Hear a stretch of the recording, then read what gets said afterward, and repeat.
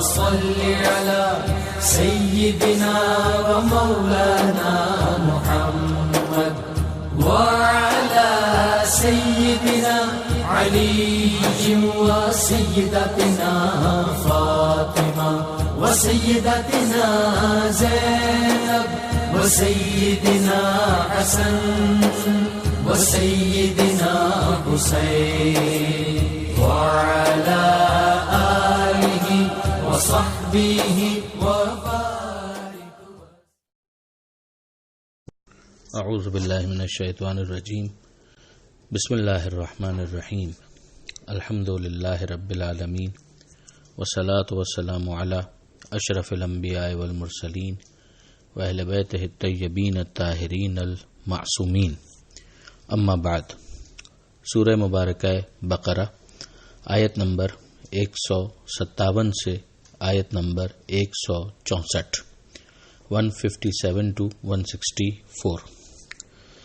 گزشتہ صفحے میں ہم نے یہ پڑھا کہ پروردگار عالم امتحانات کا تذکرہ کرتا ہے کہ اس دنیا میں ہم یقیناً امتحان دیں گے، خوف سے، بھوک سے، مال کی کمی کے ذریعے، جان کی کمی کے ذریعے، میوہ دل کے چھن جانے سے، اور پھر صابرین کو بشارت دی جاتی ہے کہ جب مصیبت آتی ہے تو وہ مصیبت ہے، مگر وہ ثابت قدمی کا مظاہرہ کرتے ہوئے یہ اعلان کرتے ہیں کہ ہم اللہ ہی کے لیے ہیں اور اللہ ہی کی طرف ہمیں پلٹ کر جانا ہے. اب ان کی توصیف مزید یوں ہوتی ہے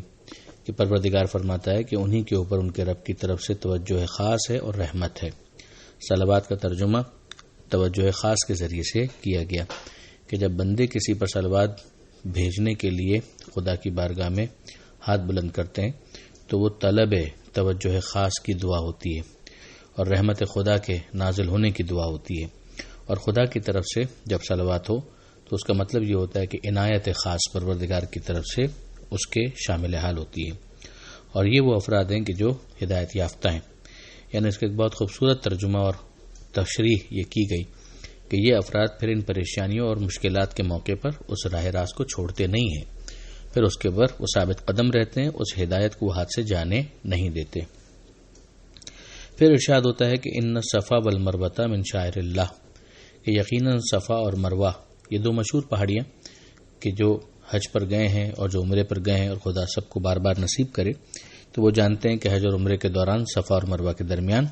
سعی کی جاتی ہے، 7 مرتبہ چکر لگایا جاتا ہے، اور یہ جناب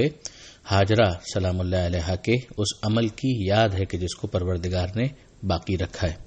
یہیں سے ایک چیز تو ہمیں یہ سمجھ میں آتی ہے کہ پروردگار عالم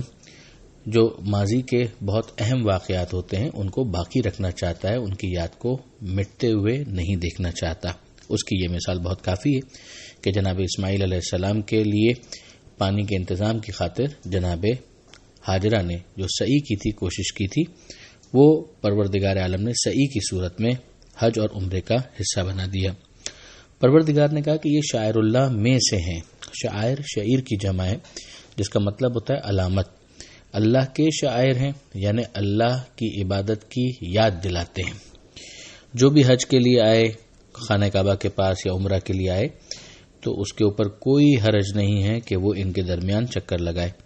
یہ ایک غلط فہمی تھی کہ وہاں پر چونکہ مشرکین نے بت رکھے ہوئے تھے تو بعض ذہنوں کے اندر یہ آیا کہ ہم ان کے درمیان پھر اب سعی کیوں کر سکتے ہیں. تو یہاں پر اسی نیت کی طرف متوجہ کیا گیا کہ اگر تمہاری نیت شرک کی نہیں ہے تو پھر شرک کیوں ہوگا.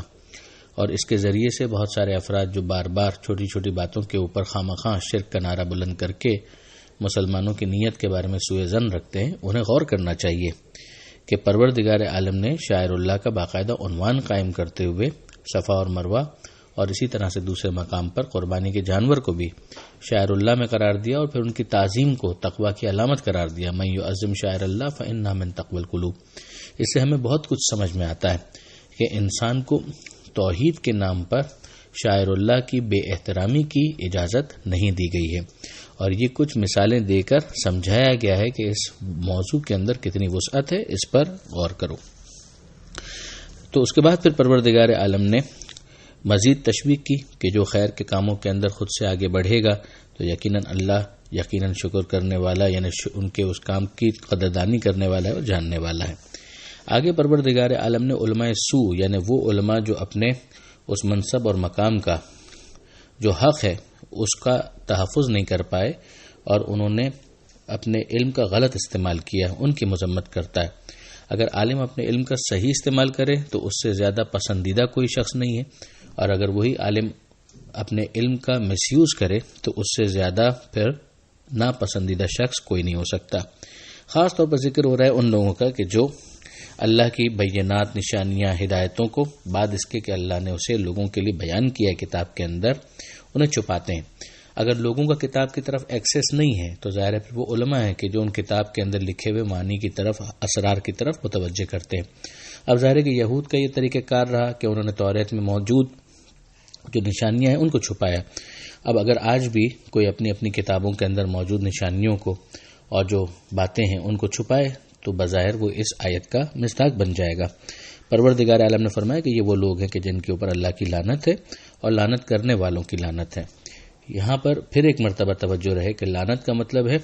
کہ ایک ایسی بد دعا کہ جس میں انسان خدا سے یہ بد دعا کرتا ہے کہ پروردگار اس سے اپنی رحمت کو دور کر لے، جس طرح سے صلوات تھی کہ رحمت خاص نازل ہو جائے، اور یہاں پر بد دعا ہے کہ لعنت یعنی وہ رحمت خدا دور ہو جائے۔ تو لعنت بھی کوئی گالی نہیں ہے، ایک اصولی معاملہ ہے، ایک بد دعا ہے۔ پروردگار فرماتا ہے اس میں استثناء ہے، اگر وہ لوگ یعنی یہی افراد جو چھپا رہے تھے ان حقائق کو،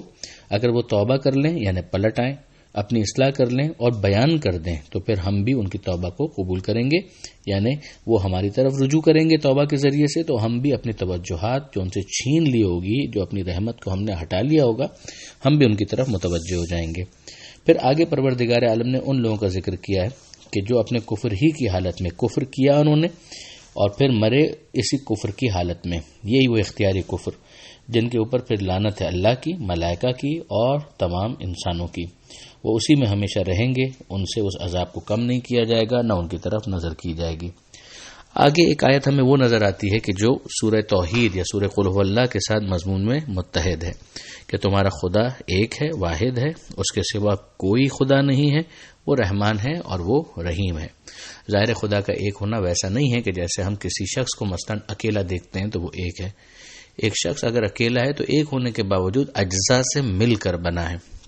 وہ ایک ہونے کے باوجود دو ہاتھ رکھتا ہے، دو آنکھیں رکھتا ہے، کئی ہزار لاکھوں کروڑوں اور اربوں سیلز رکھتا ہے کہ جن سے مل کر وہ بنتا ہے،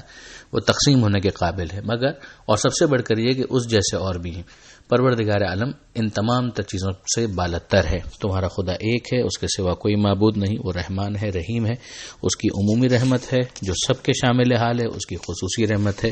کہ جو صاحبان ایمان جو عمل صالح کریں ان سے مخصوص ہے میدان قیامت میں۔ پھر پروردگار عالم نے اگلی آیت کے اندر مخلوق کے ذریعے خالق کی طرف متوجہ کرنے کا ایک آسان طریقہ، اس کی کچھ مثالیں دی ہیں کہ یقیناً آسمانوں اور زمین کے پیدا کرنے میں، رات اور دن کے آنے جانے میں، اور ان کشتیوں میں کہ جو چل رہی ہیں جن میں نفع ہے لوگوں کے لیے، اور جو اللہ نے آسمان سے بارش برسائی، پانی نازل کیا جس کے ذریعے مردہ زمین کو وہ زندہ کرتا ہے اور پھر زمین کے اندر چوپایوں کو پھیلا دیتا ہے، مویشی، مال، انسان، یہ سارے جانور وغیرہ سب پھیل جاتے ہیں، ان کے اندر نسل آگے بڑھتی ہے، سلسلہ ہوتا ہے۔ اسی طرح سے ہواؤں کا جو گزر ہے اور اسی طرح سے جو بادل ہیں آسمان اور زمین کے درمیان، ان سب میں نشانیاں ہیں ان لوگوں کے لیے جو یعقلون، جو عقل استعمال کرتے ہیں، یعنی پوٹینشلی تو نشانیاں ہیں کہ جن کے ذریعے سے انسانوں کو متوجہ ہونا چاہیے، مگر یہاں متوجہ وہ ہوں گے کہ جو اپنی عقل استعمال کرتے ہیں۔ اگر وہ اپنی عقل کو استعمال نہ کریں تو ظاہر ہے کہ وہ ان نشانیوں کی طرف توجہ نہیں کریں گے۔ حق یہ ہے کہ ان نشانیوں پر انسان توجہ کرے اور مصنوع سے صانع تک، مخلوق سے خالق تک، پیدا ہونے والی چیزوں سے پیدا کرنے والے تک متوجہ ہو جائے۔ یہاں پر ہمیں سمجھ میں آتا ہے کہ عقل کا استعمال قرآن کو اور اسلام کو، پروردگار کو کتنا مطلوب ہے، مقصود ہے کہ جس کے ذریعے سے انسان دنیا کی تمام مخلوقات کو ایکسپلور کرے، انفولڈ کرے اور رفتہ رفتہ وہ ان کے حقائق سے آشنا ہوتا چلا جائے۔ بس شکوہ اس صورت میں ہوگا کہ جب وہ مخلوق پر غور کرے اور مخلوق ہی پر ٹھہر جائے، مخلوق سے خالق کی طرف متوجہ نہ ہو۔ یہیں پر یہ صفحہ مکمل ہوتا ہے۔ پروردگار عالم سے دعا ہے قرآن مجید سمجھنے اور اس پر عمل کرنے کی توفیق عطا فرما اور وارث قرآن امام زمانہ کے ظہور میں تعجیل فرما۔ وآخر دعوانا ان الحمد للہ رب العالمین والسلام علیکم ورحمۃ اللہ وبرکاتہ.